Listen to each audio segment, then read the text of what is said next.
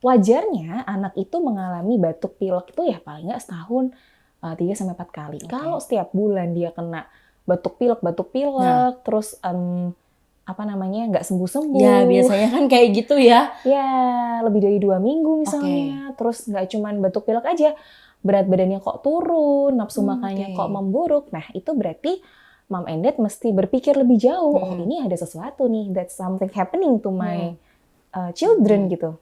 Jadi kalau udah kayak gitu, mendingan dibawa ke dokter. Jadi ini bukan sakit yang biasa Iya. gitu.